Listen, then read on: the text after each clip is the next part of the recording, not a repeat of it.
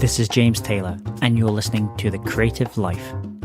The Creative Life podcast is a show created for you, the creative.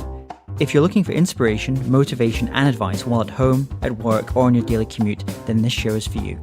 Each episode brings you a successful creative, whether that's a musician, writer, artist, designer, performer, educator, or creative entrepreneur.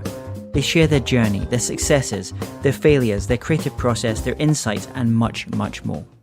In this episode, I speak with music attorney Ryan Kairalla. We talk about 360 deals, poor man's copyright, and the role of music attorneys and music managers. Enjoy this episode. Hey, it's James Taylor, and I'm delighted today to have Ryan Kairalla.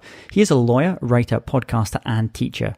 He advises both chart-topping music artists and up-and-coming musicians about recording, publishing, and management agreements, as well as litigation and copyright. His new book, Break the Business, Declaring Your Independence and Achieving True Success in the Music Industry, shines a light on the pitfalls that too many music artists fall into and how musicians can achieve success on their own terms. It's my great pleasure to have Ryan on the show today. Welcome, Ryan. Hi, James. Thanks for having me on the show. So share with our listeners what's going on in your world just now.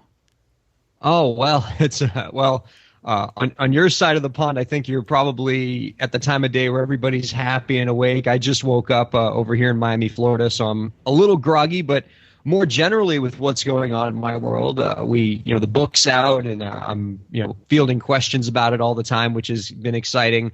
I'm also the host of the Break the Business podcast, which is sort of a weekly podcast which discusses things that are talked about in the book, which is all about breaking free from record labels and other big content companies and unleashing your inner entrepreneur as a creator and achieving your full potential in that respect. And we also do some pop culture and stuff like that in the podcast to kind of keep people excited and interested. And it's been fun. We just had our 50th episode. We had a nice little 50th episode celebration on the podcast, and we built a nice little community for ourselves, and it's been super rewarding. Awesome. And how did you first get involved in the law? How did you become a music lawyer?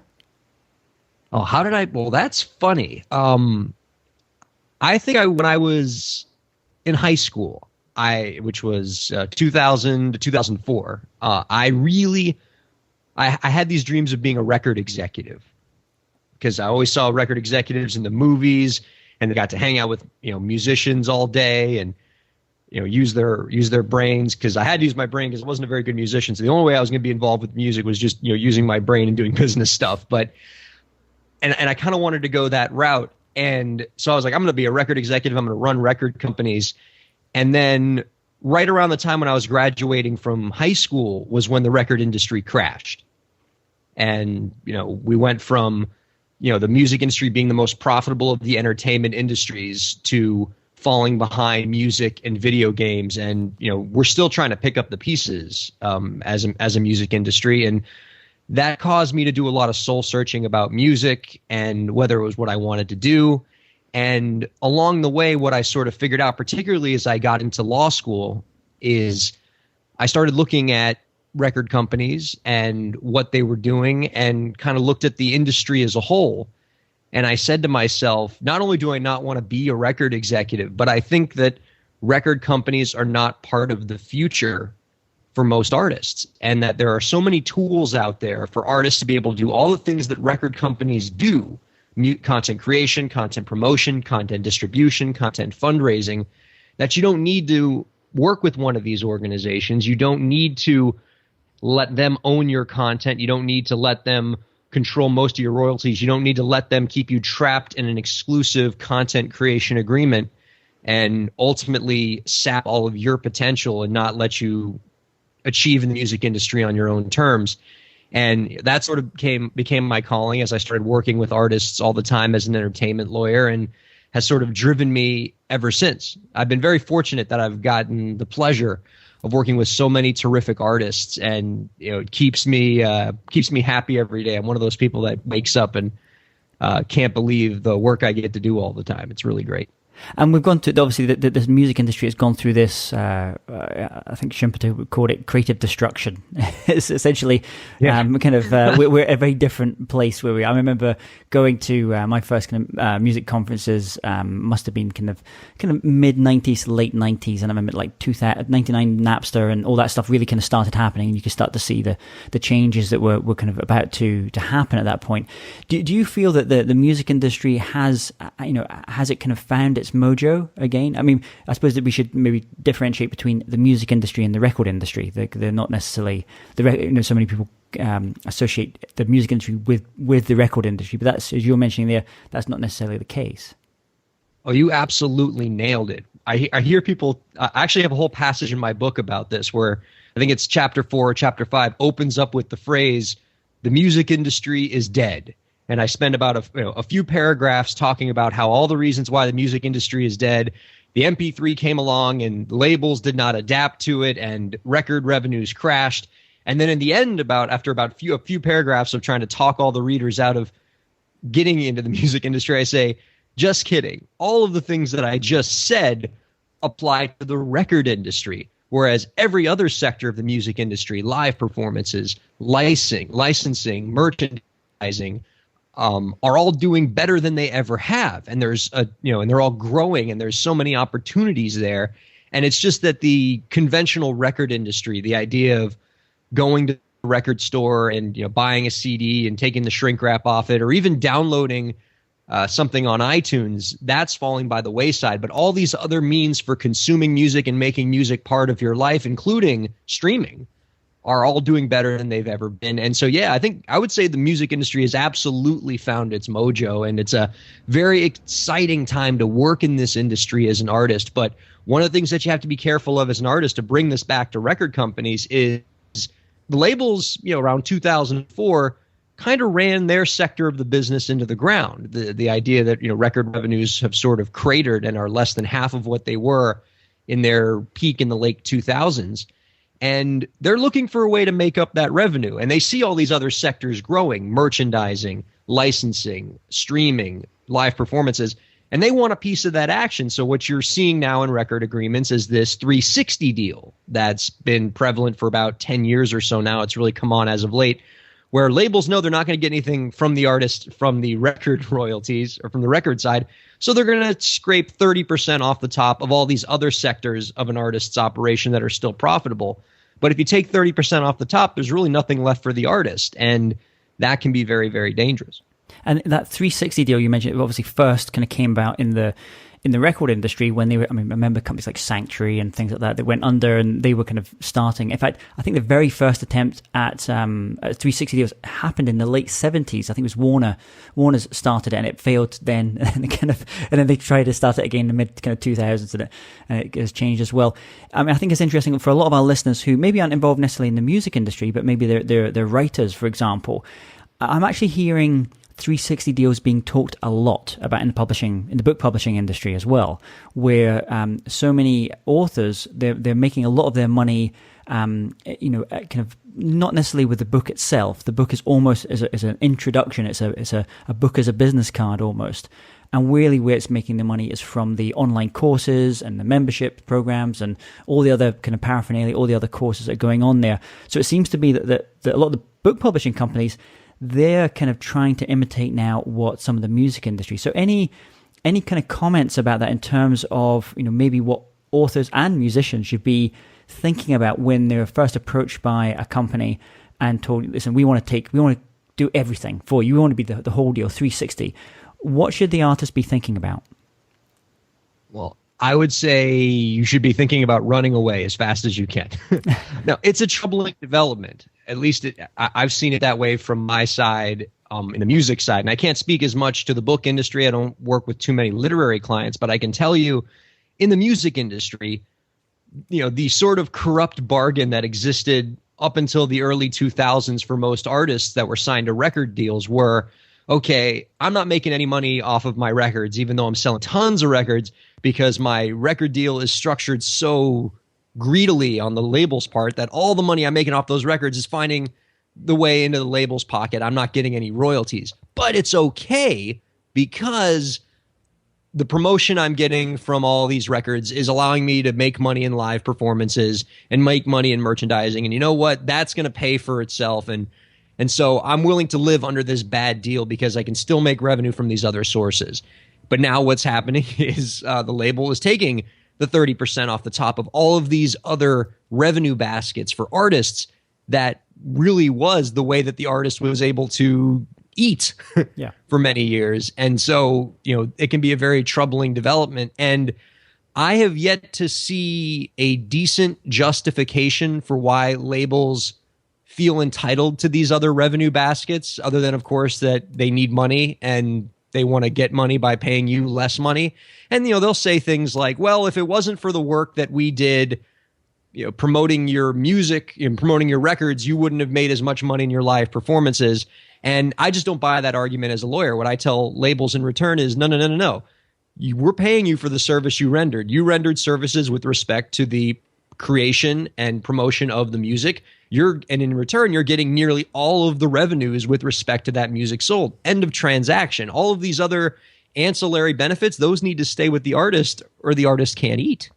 And there was a lot of people I remember seeing around the kind of early 2000s where there felt like a shift, where the power went from being amongst the record executives to the managers. And many of these managers were attorneys, were music lawyers, beforehand, and they moved into management as well. So it almost kind of felt like these managers they were people like, the Irving Azoffs of this world. They were really becoming the CEOs of these artists' companies, these, Artist Inc. It was kind of changing. So a lot of the power kind of went to there.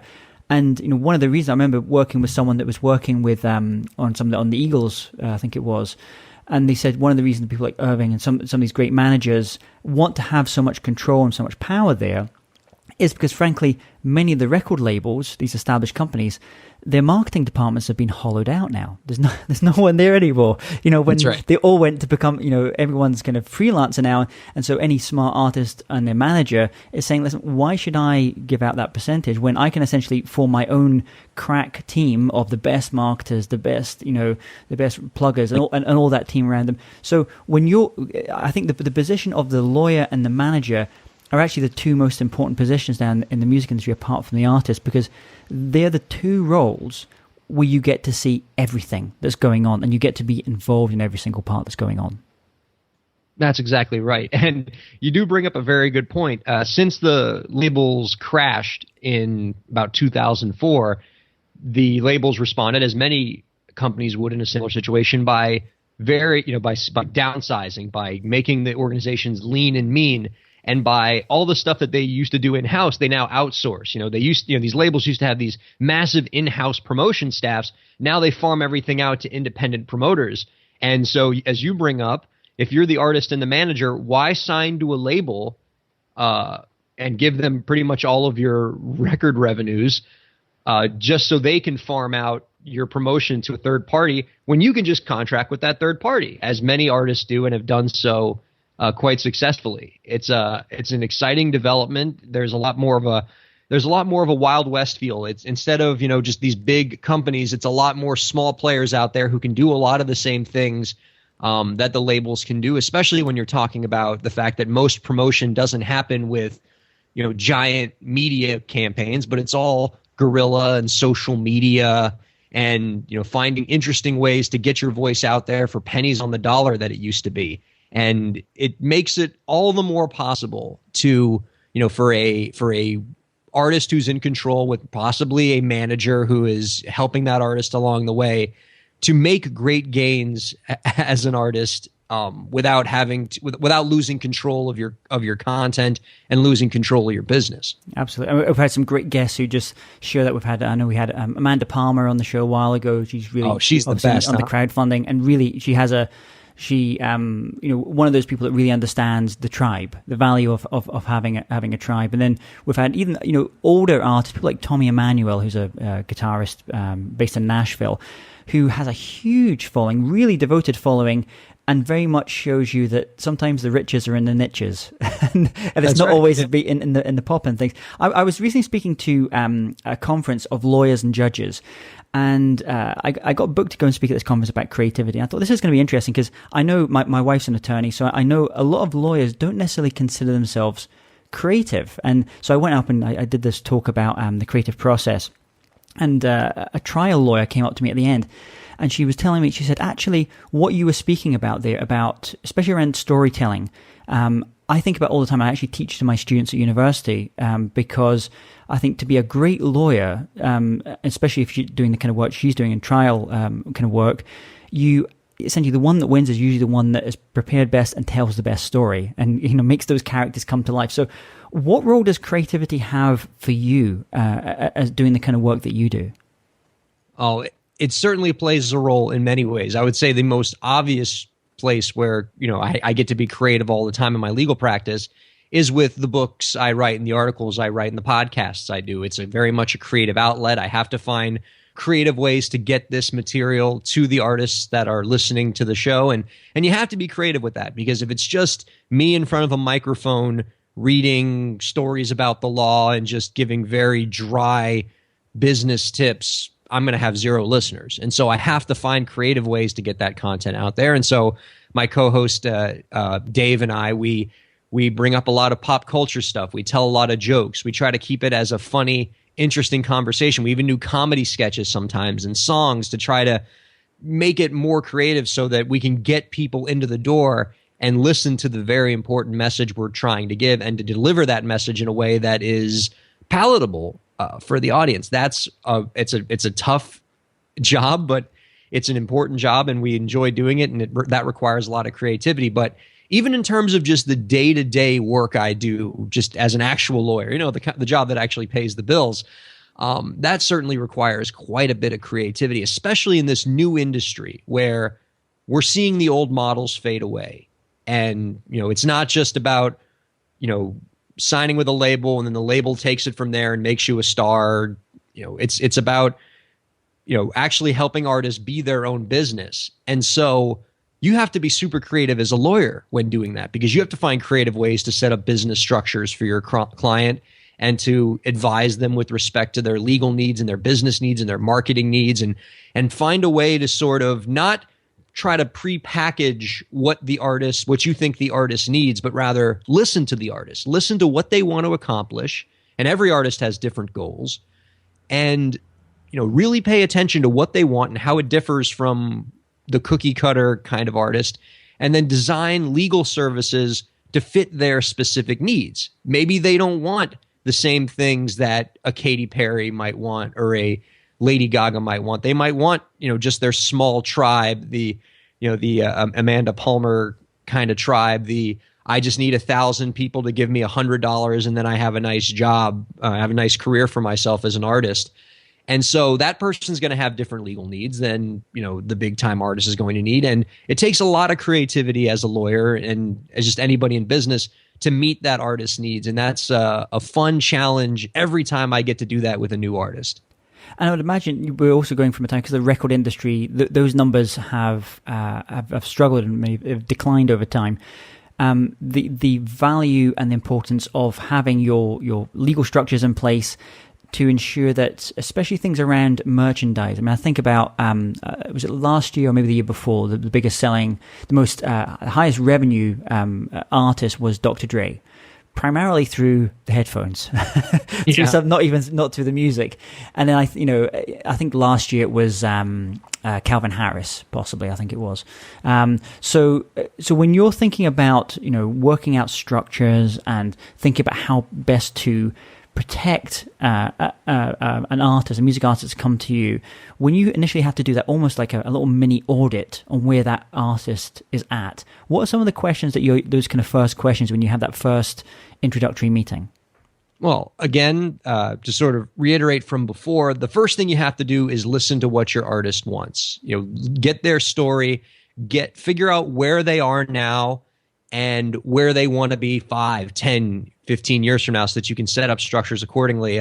One thing I like to do with artists when they come in my door, even if they just want very quick and dirty legal advice and then I'm never going to see them again, is I'll always hand them out a 3 or 4 page snippet from my book that talks about how to make a career plan. And it's it has them answer a ton of questions. I think it's something like 80 questions about what their strengths are as an artist. And, I have them sit down, write down what their strengths are based on how they answer these questions. And then when they take those strengths and put those into action plans to help develop their career, they come up with action plans that they would have never thought of. Like, whoa, I'm really good at, I'm really good at cooking. I'm going to start making YouTube videos where I cook and put my music in the background. And I would have never thought of that if I didn't take inventory of my strengths. And once you sort of do that and you get the tangible action plans from the artist, then you can start to figure out what they're going to need. And, for some artists, it's going to be the same across the board. You should always have a legal structure for your entertainment operation. I don't know what the structure is specifically called in the UA, but in the UK, but here in the States, an LLC is almost always the way to go when you're starting your entertainment operation early on. I usually set up one LLC for my client's entertainment operation. If my client's a little further along and has more assets and thus more potential liability exposure, I might even set up multiple LLCs for the different aspects of my client's operation. You might see an LLC for the live performances, an LLC for the merchandising, an LLC for the recording. And if they're really far along and there's a lot of liability exposure, we then need to look at, well, do we need insurance to protect the artist against things that might go wrong, just to make sure that, if something bad happens or you just get some jealous person who tries to sue you for, some frivolous reason, that you have the protection you need and it's not going to derail your entire career. But yeah, that's the big first step, is listening and taking inventory of not only what your client has now, but where your client wants to be 5-10 years from now, and even helping your client figure out where they might want to be 5-10 years from now by helping them take inventory of their strengths and their weaknesses. And once they kind of develop that action plan, now we can, all right, let's set up some legal services and get you the protections you need, get your LLCs in place, get your copyrights registered. That's so important. If I can just, quick soapbox here, artists, if you're out there, if you have content, if it's songs you've written, videos you made, and you have not registered those copyrights, please register the copyrights. It's so easy to do, and it's so important. You get so much protection from it. And it's also important to as we're speaking about this in terms of different countries. Obviously, you're speaking from the US perspective as well, and obviously litigation there is always a constant thing. And in Europe, we'll often form companies around artists, almost as much around from a taxation perspective as anything else, because if I'm an artist, say in the UK, I have an artist in the UK who has a sponsorship deal with something, and I go and do a show in Germany, then technically, if I'm there for 5 days, I should give 365ths of that sponsorship money to the German government. So you kind of have to set up these different kind of companies just to deal with even just the taxation side as well. So when you're thinking about this and you're kind of working with the artist, especially around, you mentioned kind of copyrights as well. In Europe, we have this concept of the poor man's copyright, where you can essentially just put something in an envelope, put a stamp over it, kind of, send it registered delivery, mail it to yourself, don't open it, put it in a safe, and then if a judge wants to check that you have the copyright at a certain point, you can open it. But in the US, you have a different system, because you have a system which requires, it's a house, you have to actually, you actually have a Library of Congress where you can submit these. How does that work? Well, that's a fantastic question. I of course can't speak to the value of the poor man's copyright in Europe, but I can tell you in the United States, there is no more pervasive and dangerous myth in the music industry than that of the effectiveness of the poor man's copyright. When I was in school, I even had music teachers telling me that, oh yeah, just mail put your song in an envelope, mail it to yourself, get that postmark date, and that's all you need for copyright protection. If you're listening to this podcast right now and you're based in the States, please do not do this. A poor man's copyright in the United States is not worth the paper it is printed on. It is true in the United States. You don't need to mail. Truthfully, you don't need to mail work to yourself to get a copyright in the United States. In the United States, you have a copyright from the moment you fix a work onto a tangible medium of expression. So the moment you write something down, record, speak it into a tape recorder, save it onto a computer, anything like that, your copyright exists and it has the protections of federal law. But that protection doesn't mean that much if you don't get a formal registration. In the United States, what happens is if you do not register your copyright before an act of infringement has occurred, so before somebody steals your work, you are not entitled to statutory damages. You're only entitled to actual damages. So you actually have to quantify and prove the damages you suffered from somebody stealing your work. And those actual damages can be very hard to prove. Oh, how much profit did this person get from stealing your work? How can you quantify that? And it can be almost impossible in many cases. Whereas if you register your work before somebody steals your work, you get statutory damages that are specifically spelled out in the copyright statute. They're very easy to prove, and you have a much better chance of actually collecting and being a stronger litigation threat if somebody steals your work if you actually register your work. And the best thing about it is that registering your work, unlike almost everything else involved with the government, registering your copyrights is actually super easy. You can go onto copyright.gov. There's a very simple step-by-step process you follow to get your copyrights registered. It's unless you have a particularly complicated copyright, which happens, it's one of those things you don't really need to hire a lawyer to do. And I know you never hear lawyers say that. We always want you to hire us for everything. But for the most part, if you do a little reading, you don't need to hire a lawyer to register your copyright. You can do it in 5-10 minutes. And it's one of the most important investments you can make in your music career. And that's some great advice for people listening just now.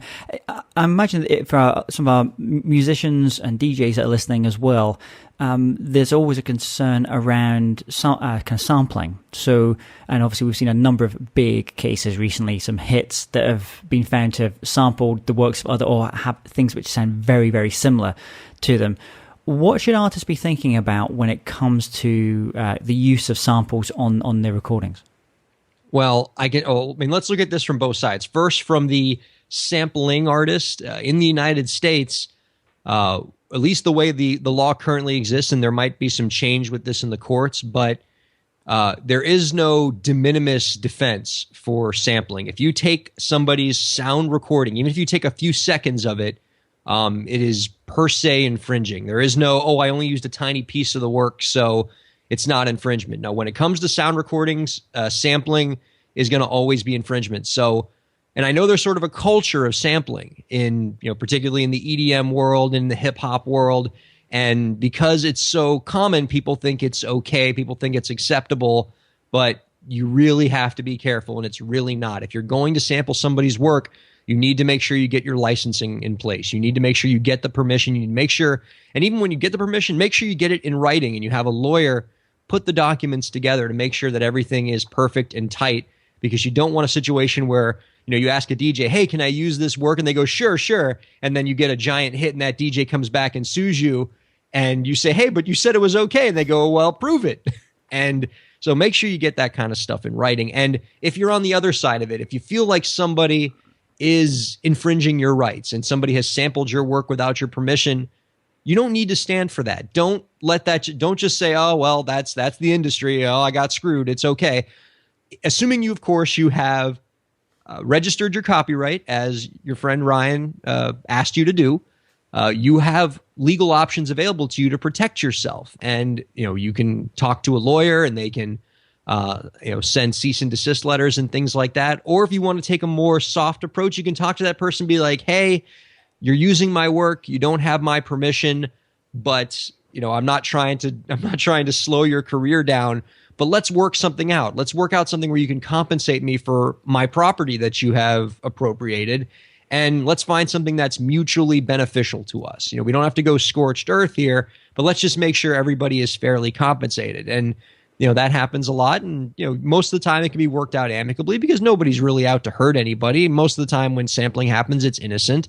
And we tend to, make sure everybody is just fairly compensated. So it's really just making sure that you're doing this in advance as well, rather than getting to that point where, obviously, hopefully you have a hit, but then you find that you've either sampled something, you've consciously sampled something, or it's actually quite easy sometimes to end up sampling something and you didn't even mean to do it. I know so when it comes to you mentioned getting permissions. Let's imagine if someone's taken, I'm just going to use an example here. It's the first one off the top of my head. Britney Spears. They've used a bit of a Britney Spears. Doesn't even have her vocal on it. They've used this little 3-second thing from a Britney Spears track. They would have to go to a number of different kind of copyright owners. Essentially, there's not just the one person that they would need to approach about that, or one company. That's right. And again, I'm pretty sure the structures are same on the other side of the pond, but with every song that you hear on the radio, you're actually talking about 2 different copyrights. So when you're talking about a Britney Spears clip, there's 2 copyrights in play. The first is the composition copyright, the actual written song that was, transcribed on sheet music and can be covered by many different artists. And the second copyright is the sound recording copyright, the actual song you hear on the radio, the recorded manifestation of that written song. And when you're using material, when you're using a sound recording, and when you're sampling, there's conceivably 2 copyrights in play. The composition that's owned by usually a publishing company, and the sound recording, which is, in the case of a Britney Spears song, going to be owned by a record label, or in the case of a independent song, owned by most likely the artists themselves. And if you're going to use a song, you're going to want to have to reach out to both of those individuals or both of those rights holders to make sure that you're fully protected and got all the permissions that you need to get. And how does it work? Some of our listeners who are maybe authors, who maybe they're writing a scene in a book, or maybe they want to use maybe 2 lines or 3 lines from a lyric of a song where this person is singing that song in this particular book, or maybe where you're a merchandising company and you want to use a couple of words of lyrics from a song on this T-shirt that you're going to be printing up. Who do you have to go to for permission for something like that? So I'm going to have to start charging you here pretty soon, but I'm just kidding. No. Well, so now when you're talking about song lyrics, you're no longer in the realm of the sound recording, because you're not hearing a recorded manifestation of the musical composition. When you're talking about song lyrics, you're just talking about the composition itself. And so with song lyrics, you're talking about the musical composition. And so for that, you're reaching out to the publisher. And depending on the context, you're going to need to clear the rights for that, particularly if you're using lyrics. Now, there might be a few limited situations, and I say very limited here, where depending on the context, there might be a fair use argument to be made. If you are, let's say you're writing a book about music and you're taking a few lines from a song and then that you're putting into your book, and then you're critically analyzing those lyrics, maybe as part of a scholarly study or just a research study, or you're critiquing the work. In those limited situations, you might have a fair use argument if you're using just a few of the lyrics. But in that situation, fair use is very, very, very context specific. It's very litigation heavy. And before you would go down that road, I would always check with a copyright lawyer, make sure that you that you have a strong fair use argument before you go that route. But anything else, particularly if it's just a more commercial use, a less research-based, scholarly kind of use or criticism-based use, but you're just putting song lyrics on a T-shirt, for example, because you want to make cool T-shirts, you're not going to have a good fair use argument there. So in that case, you're going to want to reach out to the person who owns the rights to those lyrics, which is most often a publisher. And get those permissions. And on your journey that you've had as a lawyer, as a writer, as a podcaster, can you tell our listeners about an insight or a light bulb moment in your life, a time where you maybe made a new distinction, or you decided, okay, this is maybe a direction I need to be going with my work? A direction I need to be going with my work. I would say the light bulb. I mean, I've had so many. I have a hardware store full of light bulb moments in my life, which have brought me here. But I would say the one that sort of put me on the path where I am now is just when I got very early in my entertainment practice and I started working with artists. And I was always sort of skeptical of record labels ever since the crash. When I went from wanting to be a record executive in high school to where I am now. And that skepticism became all the more strengthened when the start of my legal practice working with artists was having artists approach me with record deals and say, hey, Ryan, can you look at this for me, make sure it's okay? And, most of the time, often on a pro bono basis, because these artists, many of them don't have money, especially when they're in the early parts of their career, I would look over these agreements, and it was soul crushing. Just looking at one record contract after another that I could never advise a client to sign. In fact, I'm still yet to be in the point in my legal career where I have encountered a record deal that I would advise a client to sign. I haven't found one yet. Maybe if you can find one, send it to me. Let me know. But so that thing when the record company gives the artist the thing, he says, "Don't worry, just sign it. This is our standard contract." That's something they should be wary of. It's the that's the thing where I tell the client, oh, there's all kinds of problems with this, and they say, but they said it was the standard contract. I was like, yes, it's standardly exploiting you. I get that one a lot. And then I also hear the labels say, like, yeah, they told me just to sign this thing. They said, look, we know it's not perfect, but let's just get this in place so that we have a document, and then we'll revisit it in a few months when we both have more time to look at it. That's the one they get a lot. Or they'll get the look, man, don't call a lawyer. Don't get a lawyer involved. They're just going to make it more complicated. They're just making more money for themselves. This is just about you and me. Just, you and me. We're going to do this together. Let's not get lawyers involved. What that artist doesn't know is it's you, me, and an army of label lawyers that you don't see in the background who spent hours drafting that contract in a way to exploit you. And so just reading one of those contracts after another, it finally just crushed me. And I was like, this can't be the way that artists need to work in this industry. And I spent months talking with indie artists who have done some great things and are achieving things on their own. And I talked to them at length about how they've been able to do it. How do they promote themselves? How do they raise money for their works? How do they create and distribute their work for cheap?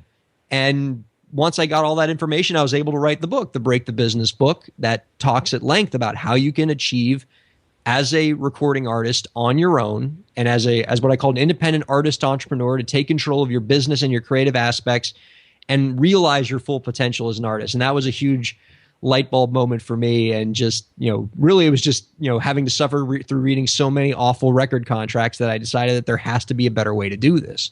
And it's great. I mean, you're coming out with this book now as well, obviously, because the industry has changed so dramatically. I remember when I was at college, people like Donald Passman, everything you need to about the music business, that was the kind of the Bible there. I know there's obviously been updates and things as well, but coming out with a book which, where we are just now this year, with even the massive changes that have been happening, especially around streaming and crowdfunding over the past, even 12 months is amazing to be coming out so artists can really stay on top of those changes and also just to give them, I suppose, some confidence that they're not alone in this as well. There's someone like you there that's you're there every day, kind of trying to help your artist and trying to protect the artist that you're working with, and you're able to kind of get out there some of this information for obviously a lot less than you would if you were charging your hourly rate, that people can just go in there, download from Amazon, get in the bookstore, and they're just going to give themselves a little bit more of a fighting chance. Absolutely. That's what I'm here for. I've sort of made it my calling in my practice. I've loved musicians my whole life. I'm a very mediocre musician, and that might be even might mean being too gentle with myself there. But I am happy to say I have a lot of musician friends, and I've grown up around musicians, and I've just enjoyed spending time with them. They're my favorite kind of people. They make life wonderful when you get to fill your life with music every day. And so I enjoy getting to dedicate myself to helping them move their careers forward and to play even just a small role in their artistic brilliance. And let me just say this one more thing about, just because you mentioned the Don Passman book, and that book is it's first of all, I love Donald Passman's book. That is the book that got me into the music business. I think it's called All You Need to Know About the Music Business. I actually don't have a copy right now, because every time I get a copy, I have another friend who is trying to make it in the music business, and I'll give him the Passman book, and then I don't have a Passman book again. But I love that book. I read it all the time, and I've reread it a bunch. But there are some things in that book that are sort of old industry, because it's a lot about how to get a record deal, and that's obviously not what I advise in my book. But I still appreciate what Passman did, and there's always although one thing that I do talk about in Passman's book that I talk about in my book is one of the things that he talks about how to get a record deal. And obviously I don't advise getting a record deal, but but it's sort of emblematic of the old industry, where he talks about something you need to do as an artist to get a record deal is to, record a demo tape, usually in your parents' basement or something, and then find an entertainment lawyer to shop your demo around to labels. And then a label will sign you, and then you'll make millions of dollars. And it's funny because I still have artists come up to me with their demo or their mixtape and say, "Hey, can you shop this for me?" And I'm like, you read Passman's book, didn't you? Let me just lay something out here for all the artists listening. I'm an entertainment lawyer, yes, but I can't make you a star, and nor can any other entertainment lawyer make you a star. I don't know how it was in the old music industry. I kind of like Passman's portrayal of the industry, that all of us entertainment lawyers were essentially just the kingmakers, the gatekeepers that, made people stars. But look, how it is now, record labels have tightened their belts. They need to, they can't afford to make bad bets. Every artist needs to be a hit for them or they don't succeed. And they really don't care, and rightfully don't care, what tone-deaf shysters like me think is good music. The industry's changed a lot. And just talk about technology and different changes. Can you just tell our listeners any online resources or tools or apps like Evernote that you really love and you enjoy using personally? That I love using personally. Let me break this into two baskets, because I think the ones I love using personally in my own work, I'm a big fan of OneNote. I organize all of my podcasting stuff, all of my legal stuff, all my to-dos. I swear by OneNote. It keeps me organized. If not, I would be so horribly scattered. With respect to my content creation, making podcasts, I count very much on just using GarageBand. I'm not a huge audio engineer guy, so I'm not going to be, using something like Pro Tools, but GarageBand works great for the kind of stuff that I'm making as a podcaster. SoundCloud is, of course, a critical tool for me in getting my content out to all the RSS feeds that use it. I love Stitcher. Stitcher is a great podcast tool. iTunes, of course. Those are all WordPress, very important for making my website. Artists, if you don't have a website, you really need to get on one and make sure that because it's your window to the rest of the industry. It's not enough to have Facebook. It's not enough to have Twitter. Although those things are certainly important, you got to have a website in the end. But I think the tools that are valuable for artists, and I just want to talk briefly about this because it's the reason why the playing field is level, and it's the reason why more than ever an artist can achieve on their own and don't need record labels, is because all of the things that record labels used to do 20 years ago, content creation, promotion, distribution, and fundraising for you, are now things that you can do online for pennies on the dollar thanks to all these great online tools that are out there. Content creation, there's so many great pieces of DAW software out there that are free or close to free. Pro Tools, Audible, even GarageBand. You can make music for cheap. You just get some, quick equipment. You can spend less than $1,000 and have a great studio in your home. Content promotion, Facebook, Twitter, Snapchat, LinkedIn, all the different ways you can promote yourself. Content distribution, companies like DistroKid, CD Baby, TuneCore. These are websites that you can use that give you all the same distribution that major record labels have, but you get it for pennies on the dollar. They're not going to take 90% of your royalties. They just want a 15% cut. They're not going to take ownership of your masters for this kind of distribution.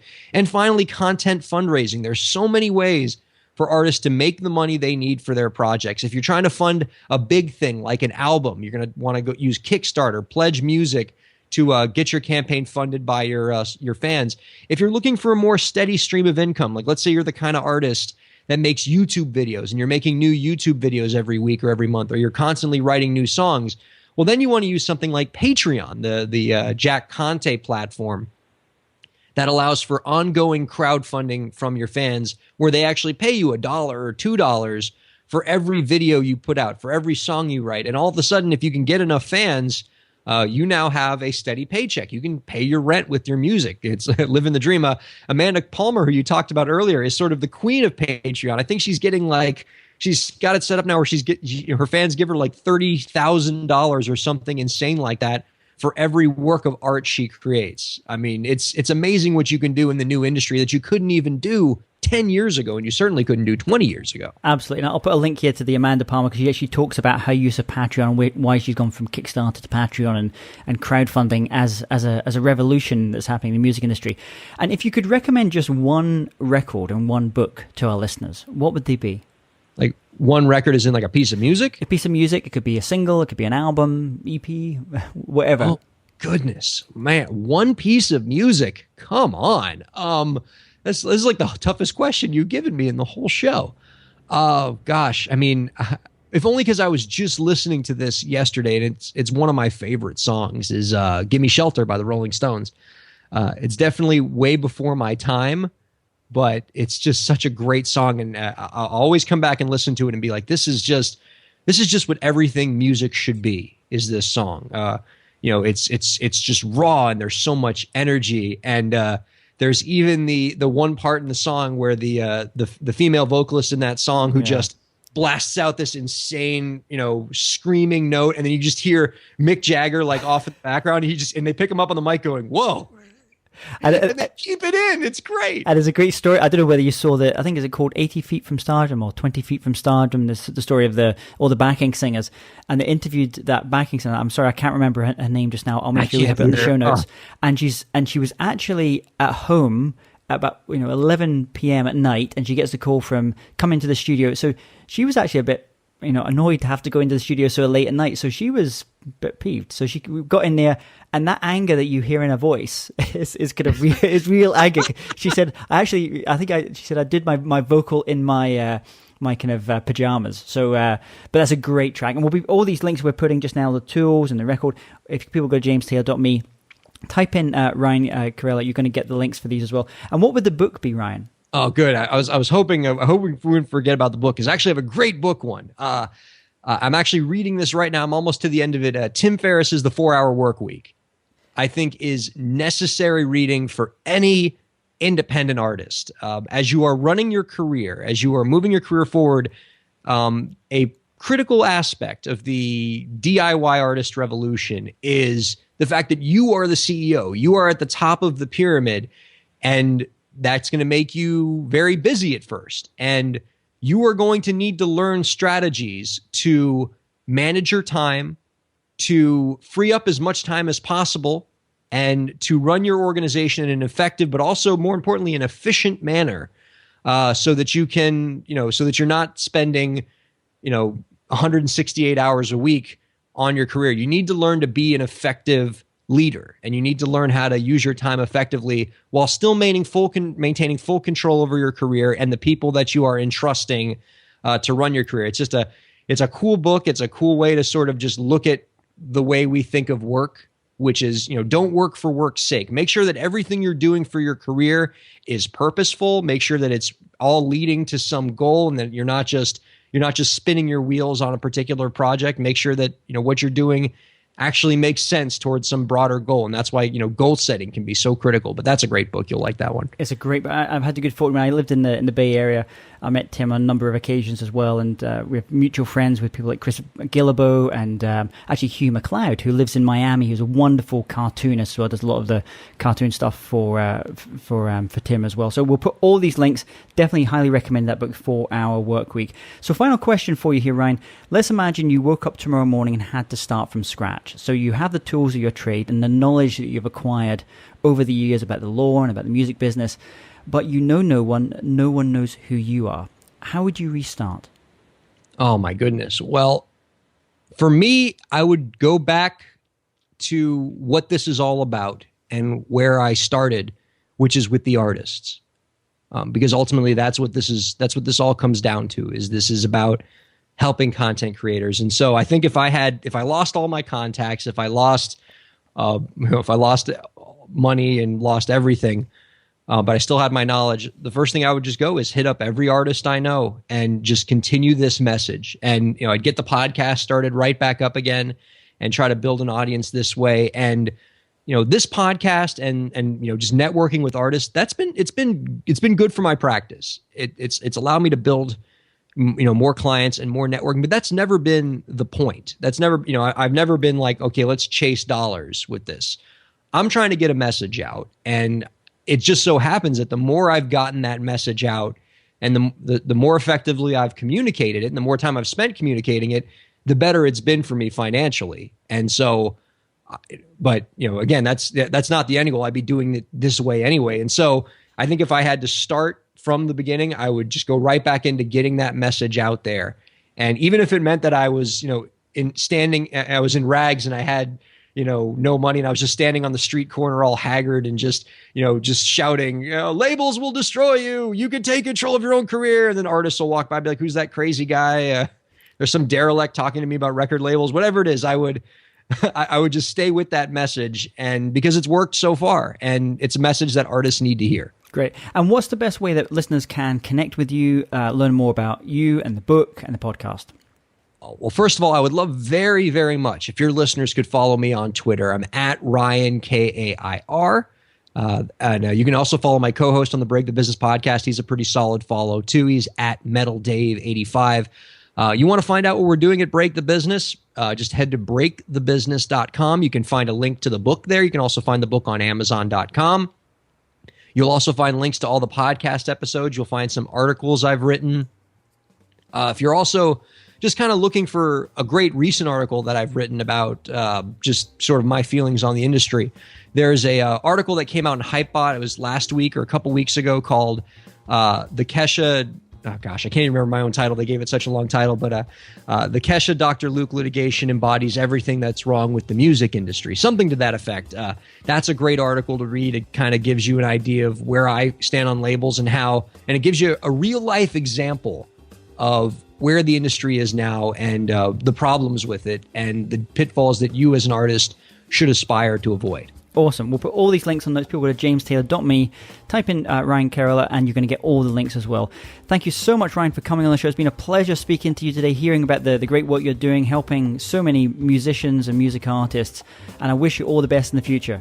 Well, thank you very much, James. All the best to you. It's been a pleasure. Hey, James Taylor here again. And if you're interested in living a more creative life, then I'd love to invite you to join me as I share some of the most successful strategies and techniques that high-performing creatives use. I put them all together in a free downloadable ebook that you can get by going to jamestaylor.me. That's jamestaylor.me to get your free downloadable ebook on creativity.